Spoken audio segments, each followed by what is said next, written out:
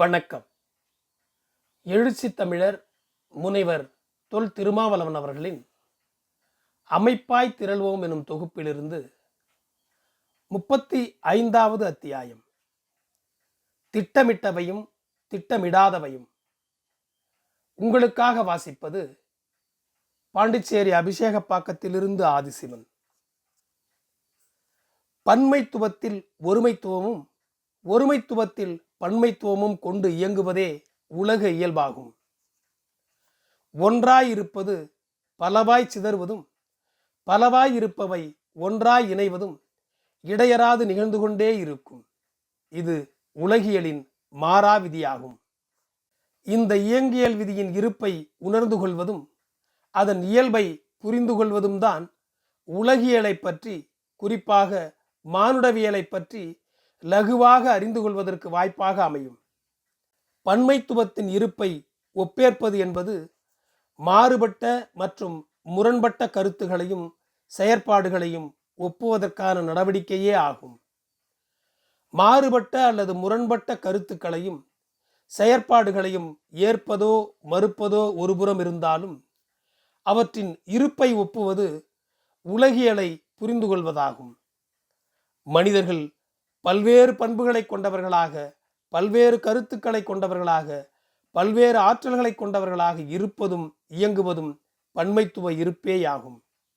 அதேபோல மனிதர்கள் பல்வேறு சாதிகளாக, பல்வேறு மதங்களாக, பல்வேறு இனங்களாக, பல்வேறு நாட்டினர்களாக, பல்வேறு தொழிலாளர்களாக, இன்னும் இவை போன்ற பல்வேறு அடையாளங்களை கொண்டவர்களாக இயங்குவதையும் பன்மைத்துவ இருப்பாகவே அறியலாம். இத்தகைய பன்மைத்துவ இருப்பின் புரிதல்களிலிருந்தே அமைப்பாக்க நடவடிக்கைகளையும் புரிந்து கொள்ள வேண்டும். அமைப்பாக்குதல் என்பது ஒருமைத்துவ முயற்சியே ஆகும். பல்வேறு பண்புகள், பல்வேறு கருத்துக்கள், பல்வேறு செயல்திறன்கள், பல்வேறு குழுக்கள் என பல்வேறு அடையாளங்களை கொண்டவர்களை ஒருமித்த கருத்து, ஒருமித்த களம், ஒருமித்த செயல் திட்டம், ஒருமித்த இலக்கு என ஒரே வடிவத்திற்குள் அல்லது ஒரே அடையாளத்திற்குள் ஒருங்கிணைக்கும் ஒருமைத்துவ முயற்சியே அமைப்பாக்குதல் ஆகும். ஒன்றிலிருந்து மற்றொன்றாக மாறுவது அல்லது மற்றொன்றுடன் இணைவது அவற்றின் முரண்களுக்கிடையிலான மோதல்களினூடாக நிகழ்வதாகும். இவை அகமும் புறமும் இடையறாமல் நிகழும் பெரும் போராட்டங்களாகவே அமையும். ஒரு கருத்திலிருந்து இன்னொரு கருத்துக்கு மாறுவது அல்லது இணைவது அவ்வளவு இலகுவாக நிகழக்கூடிய ஒன்றல்ல. அத்தகைய கருத்து முரண்களால் நிகழும் கருத்து மோதல்கள் ஒவ்வொரு மனிதனுக்குள்ளே அகநிலையிலும் மனிதர்களுக்கிடையில் புறநிலையிலும் தொடர்ச்சியாக நிகழ்ந்து கொண்டே இருக்கும்.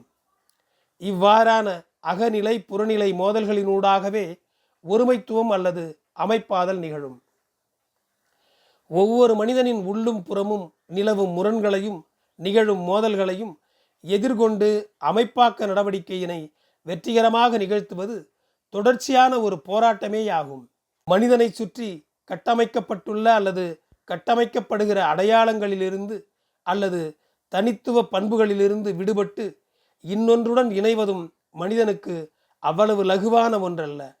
சாதி, மதம், இனம், இன்னும் இவை போன்ற அடையாளங்கள் மனிதனை சுற்றி ஏற்கனவே கட்டமைக்கப்பட்டுள்ளன. திணிக்கப்பட்டுள்ள தனித்துவ பண்புக்கூறுகளாகும். அவற்றிலிருந்து மனிதன் அவ்வளவு எளிதில் விடுபட இயலாது. அவற்றுக்கு மாறான எதிரான அடையாளங்களை அல்லது பண்புக்கூறுகளை ஏற்றிடவும் இயலாது. இவ்வாறு ஒன்றிலிருந்து விடுபடவோ ஒன்றை ஏற்கவோ ஒரு மனிதன் நடத்தும் போராட்ட நடவடிக்கையினை அமைப்பாக்க நடவடிக்கையிலும் காணலாம். பல்வேறு அடையாளங்களை அல்லது பண்புகளை கொண்ட பன்மைத்துவ இருப்பு நிலையிலிருந்து பொது அடையாளம் அல்லது பொது பண்புக்கூறுகளை நோக்கி இயங்குவதும் ஏற்பதும் ஒரு தெளிவான வலுவான செயல் திட்டத்தின் மூலமாகவே நிகழும். அதற்குரிய திட்டமிடுதலும் செயற்படுத்துதலும் தான் அமைப்பாக்க நடவடிக்கையாகும். ஆதிக்கம் செய்வோருக்கிடையிலும் இத்தகைய அமைப்பாதல் நிகழும். தமது ஆதிக்கத்தை நிலைநாட்டவும் சுரண்டலை நீட்டிக்கவும் தொடர்ச்சியான அடக்குமுறைகளை கையாளவும் அத்தகைய அமைப்பாக்கம் நிகழும். அதற்கேற்ற திட்டமிடுதலும் நிகழும். இது ஆதிக்க ஒருமைத்துவ போக்காகும். இதற்கு நேரெதிராக நிகழும் அமைப்பாதல் சனநாயக ஒருமைத்துவ போக்காகும். இத்தகைய அமைப்பாதலை நிகழவிடாமல் தடுப்பதில் அல்லது உடைப்பதில் எப்போதும் ஆதிக்க சக்திகள் விழிப்பாக இயங்குவதை காணலாம். இவ்வாறான தடுப்பு அல்லது உடைப்பு முயற்சிகளையும் முறியடிக்கும் வகையில் திட்டமிடுதலும் செயற்படுத்துதலும் நிகழ வேண்டும். அதற்கான விழிப்பையும் ஆற்றலையும் அமைப்பாக்க செயற்பாட்டாளர்கள் பெற்றிருத்தல் வேண்டும் அல்லது பெருக்கிக் கொள்ளுதல் வேண்டும். ஒருமித்த கருத்தை நோக்கி அல்லது பொது அடையாளத்தை நோக்கி மக்களை வென்றெடுப்பது எவ்வளவு இன்றியமையாத ஒரு தேவையோ, அதேபோல ஆதிக்க சக்திகளின் சதிகளை முறியடித்து பகையை வென்றெடுப்பதும் அமைப்பாக்க நடவடிக்கையில் தவிர்க்க இயலாத ஒரு தேவையாகும். அதற்கேற்ற வகையில் கடந்த காலத்தை ஆய்ந்து உணர்ந்தும் எதிர்காலத்தை தொலைநோக்கில் மதிப்பீடு செய்தும் நிகழ்காலத்தை வெற்றிகரமாக கையாளும் ஆற்றலுடன் திட்டமிடுதல் இன்றியமையாததாகும். இத்தகைய திட்டமிடுதலில் எதிர்பார்த்தவையுடன் எதிர்பாராதவையும் அடங்கும். எட்ட வேண்டிய இலக்கையும் அதற்கு ஆற்ற வேண்டிய செயலையும் வரையறை செய்வது மற்றும் நடைமுறைப்படுத்துவது வெளிப்படையான அல்லது எதிர்பார்த்த திட்டமிடல் ஆகும். இதற்கான களப்பணிகளை திட்டமிட்ட பணிகள் என அறியலாம். இவ்வாறின்றி எதிர்பாராத வகையில் திடீரென களத்தில் எதிர்கொள்ள வேண்டிய பணிகளும் அல்லது சிக்கல்களும் வரலாம். திட்டமிட்ட பணிகளில் இவை இல்லையே என இத்தகைய திடீர் பணிகளை அல்லது சிக்கல்களை புறந்தள்ளிவிட இயலாது. இலக்கை நோக்கிய பயணத்திற்கு அல்லது களப்பணிகளுக்கு இடையூறாகவோ அல்லது ஆதரவாகவோ அவை அமையலாம். அவற்றை எதிர்கொள்ளும் போது அடிப்படையில் திட்டமிட்ட பணிகளில் இருந்து விலகாமல் அவற்றை செயற்படுத்துவதும் களப்பணியாளர்களின் கடமையாகும். திட்டமிட்ட கால வரையறைக்குள் திட்டமிட்ட பணிகளை நிறைவேற்றும் போது அவற்றை முடக்கும் வகையிலோ திசை மாற்றும் வகையிலோ அடிப்படையான அல்லது முதன்மையான பணிகளை பாதிக்கும் வகையிலோ கூடுதலாக பணிகளை இணைப்பதோ திணிப்பதோ கூடாது. அவ்வாறு இடைச்செருகல்கள் நிகழுமேயானால் திட்டமிட்டவாறு முதன்மையான பணிகளை நிறைவேற்ற இயலாத நிலை ஏற்படுவதுடன் இயக்கப் போக்கின் ஒழுங்குமுறையும் வெகுவாக பாதிக்கப்படும்.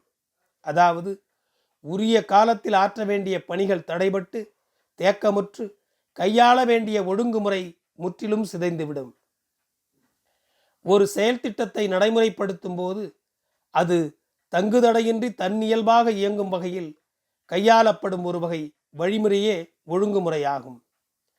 நெருக்கடிகளை ஏற்படுத்தும் வகையில் எத்தகைய புறச்சூழல்களோ அல்லது அகச்சூழல்களோ இருந்தாலும் அவற்றால் பெரிதும் பாதிக்கப்படாத வகையில் திட்டமிட்டவாறு ஆற்ற வேண்டிய பணிகள் தன்னியல்பாக நடைபெறுவதற்கேற்ப கையாளப்படும் வழிமுறையே ஒழுங்குமுறையாக அமையும். இத்தகைய ஒழுங்குமுறை இல்லையெனில் அமைப்பாக்க நடைமுறை வெற்றிகரமாக அமையாது. ஒழுங்குமுறை சீர்குலைக்கும் வகையில் திட்டமிட்ட பணிகள் பாதிக்கப்படும் வகையில் திடீர் வேலை திட்டங்களை திணிப்பது மற்றும் அனுமதிப்பது ஏற்புடையதல்ல. அதே வேளையில் எதிர்பாராத வகையில் சில வேலைகள் கடமைகள் குறுக்கிடும் நிலையும் உருவாகலாம். தவிர்க்க இயலாத வகையில் அவ்வாறு குறுக்கிடும் அல்லது திணிக்கப்படும் வேலைகளை ஏற்க வேண்டிய எதிர்கொள்ள வேண்டிய நிலையும் ஏற்படலாம். காற்று, மழை, வெள்ளம், நெருப்பு, விபத்து, உடல் நலிவு, இறப்பு இவை போன்ற இயற்கை நேர்வுகளால் திட்டமிட்டவாறு செயல் திட்டத்தை நிறைவேற்ற இயலாத நிலை உருவாகலாம். தவறான திட்டமிடல், போதிய கவனமின்மை, உரிய வழிமுறை அல்லது ஒழுங்குமுறை இல்லாத செயற்பாடு, கூட்டு முயற்சி மற்றும் கூட்டு உழைப்பு இல்லா நிலை போன்ற அகநிலை காரணிகளாலும் திட்டமிட்டவாறு செயல்பட இயலாத நிலை நேரலாம். இலக்கை நோக்கிய பயணத்தில் தேக்கமோ சிதைவோ நிகழலாம். இவ்வாறே புறநிலை தாக்கங்களாலும் இத்தகு தடைகள் உருவாகலாம். அதாவது பகை தரப்பினின்று குறுக்கிடும் தடைகளாலும் திட்டமிட்டவாறு செயல்படுவதில் சிக்கல் உருவாகலாம். இவ்வாறான தடைகள் அல்லது சிக்கல்கள் யாவும் எதிர்பாராதவை எனப்பட்டாலும் அவை யாவும் எதிர்பார்க்கப்படும் வகையினை சார்ந்தவையாகவே ஆகும். அதாவது எதிர்பார்க்கப்படும் எதிர்பாராதவையாகும். இறப்பு எதிர்பார்க்கப்படும் ஒன்றுதான். ஆனால் அது எப்போது நிகழும், எப்படி நிகழும், எங்கே நிகழும் போன்றவை எதிர்பாராதவையாகும். பகைத்தரப்பினரின் சதிகள் எதிர்பார்க்கப்படுபவை என்றாலும் அது எப்படி இருக்கும், அதன் தாக்கம் எத்தகைய விளைவுகளை ஏற்படுத்தும், எம் முனையிலிருந்து அது நிகழும் என இவை போன்ற இன்ன பிற யாவும் எதிர்பார்க்கப்படுபவை என்றாலும் அதன் வலிமையை, நேரத்தை மதிப்பிட இயலாது. இத்தகைய எதிர்பாராதவை அல்லது திட்டமிடாதவை யாவற்றுக்கும் திட்டமிடலில் இடம் உண்டு. திட்டமிடுதலில் காலம், வேகம், தூரம், கருவி, களம், உழைப்பு மற்றும் பொருளாதாரம் போன்றவை யாவும் மதிப்பீட்டு கூறுகளாக கணக்கில் கொள்ளப்படும். முதன்மை கூறுகளான இவற்றில் எது ஒன்றை கணக்கில் கொள்ள தவறினாலும் அது தவறான திட்டமிடலாக அமைந்துவிடும். அதனால் அது லகுவானதாகவோ வெற்றிகரமானதாகவோ அமையாது. செயல் திட்டங்களை வரையறுப்பதில் கால அளவு பிற யாவற்றையும் விட முதன்மைத்துவ கூறாக விளங்குகிறது. கால அளவை பொறுத்தே பிற மதிப்பீட்டு கூறுகளின் அளவுகளை தீர்மானிக்க இயலும். காலத்தை பொறுத்து செயல் திட்டங்கள் மூவகையாக வரையறுக்கப்படுகின்றன. நிகழ்கால செயல் திட்டம், குறுகிய கால செயல் திட்டம் மற்றும் நெடுங்கால செயல் திட்டம் என செயல் திட்டங்கள் வரையறுக்கப்படுவதை காணலாம். இவற்றில் நிகழ்கால செயல் திட்டம் என்பது உடன் பொழுதில் திட்டமிடவும் செயற்படுத்தவும் கூடியதாக அமையும். இவை பெரும்பாலும் எதிர்பாராதவை என்னும் திட்டமிடலில் அடங்கும். எதிர்பாரா நேரத்தில் நிகழும் திடீர் குறுக்கீடுகளால், தடைகளால் அல்லது சிக்கல்களால் உருவாகும் நெருக்கடிகளை எதிர்கொள்ள வேண்டிய நிலை வரும்பொழுது நேரமில்லாத நேரத்தில், அதாவது உடன் பொழுதுகளில் அதிவேகமாக திட்டமிட்டு அதனை நடைமுறைப்படுத்த வேண்டியிருக்கும். இத்தகைய செயல் திட்டத்தை நிகழ்கால அல்லது உடன் பொழுது செயல் திட்டம் என அறியலாம். குறுகிய கால மற்றும் நெடுங்கால செயல் திட்டங்களை நடைமுறைப்படுத்துவதற்கான செயற்பாடுகளினூடாகவே இத்தகைய நிகழ்கால செயல் திட்டங்களையும் வரையறுக்கவும் செயற்படுத்தவும் வேண்டியிருக்கும். அமைப்பாக்க நடவடிக்கையில் இத்தகைய திடீர் செயல் திட்டங்களை எதிர்கொள்ள வேண்டியது தவிர்க்க இயலாததாகும்.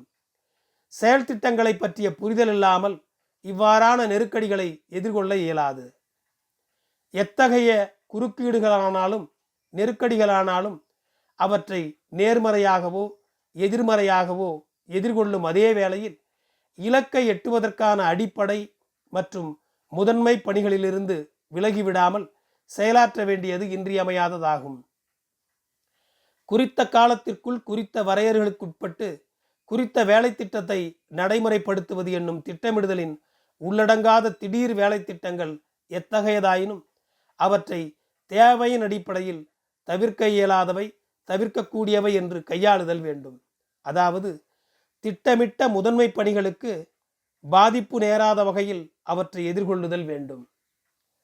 திட்டமிட்ட பணிகளை பற்றி அவற்றை உரிய காலத்தில் நிறைவேற்றுவது பற்றி கருத்தில் கொள்ளாமல் தவிர்க்கக்கூடிய வகையிலான திடீர் வேலை திட்டங்களை திணிப்பது, அனுமதிப்பது காலத்தையும் உழைப்பையும் வீணாக்குவதாக அமையும். உரிய குறிக்கோளை எட்ட இயலாமல் அதற்கென மேற்கொண்ட முயற்சிகளையும் பாழ் செய்வதாக அமையும். திட்டமிட்ட பணிகளுடன் திட்டமிடாதவற்றையும் ஏற்பது மற்றும் இணைப்பது செயல் திட்டத்தில் தவிர்க்க இயலாதவையாகும். தவிர்க்கக்கூடியவற்றை தவிர்ப்பதும் தவிர்க்க இயலாதவற்றை வெற்றிகரமாக எதிர்கொள்வதும் அமைப்பாக்க நடவடிக்கையில் இன்றியமையாததாகும். எதிர்பாராதவை அல்லது திட்டமிடாதவை யாவும் திட்டமிடுதலில் உள்ளடங்கியதே ஆகும். அதாவது திடீர் வேலை திட்டங்களுக்கென இடமளிப்பதும் திட்டமிடலே ஆகும். எதிர்பாராத வேலைகளுக்கு இடமளிக்காத திட்டமிடல் முழுமையானதாகாது. திடீர் தேவைகளின் அடிப்படையில் காலத்தையும் களத்தையும் உருவாக்கி கொள்ள ஏதுவாக திட்டமிடுதலே முழுமையானதாக அமையும். அதன்படி திட்டமிடாதவை என்று எதுவுமில்லை என்றே ஆகும். திட்டமிடாதவைக்கான இடம் திட்டமிடுதலில் இருக்கும் என்பதே முறையான வெற்றிகரமான திட்டமிடலாக விளங்கும். திட்டமிட்ட பணிகளுக்கிடையில் திட்டமிடாத, எதிர்பாராத திடீர் வேலை திட்டங்களை ஏற்பதும் எதிர்கொள்வதும் முதன்மை நோக்கத்திற்கு பாதிப்பின்றி கையாள்வதும் அல்லது மறுப்பதும் தவிர்ப்பதும் அமைப்பாக்க நடவடிக்கையில் தவிர்க்க இயலாதவையாகும். அதாவது திட்டமிட்டவை, திட்டமிடாதவை, எதிர்பார்த்தவை, எதிர்பாராதவை, தவிர்க்கக்கூடியவை, தவிர்க்கக்கூடாதவை என அனைத்தும் திட்டமிடுதலில் இடம்பெறுவதே முழுமையான வலிமையான திட்டமிடல் ஆகும். திட்டமிடா பணிகள் திடுமென குறுக்கிடும். அவை தேவையின் அடிப்படையில் திட்டத்தில் இடம்பெறும் நன்றி. அமைப்பாய் திரள்வோம் காணொளி உங்கள் இணையதளத்திற்கு நேரடியாக வந்தடைய சப்ஸ்கிரைப் செய்யுங்கள். நன்றி.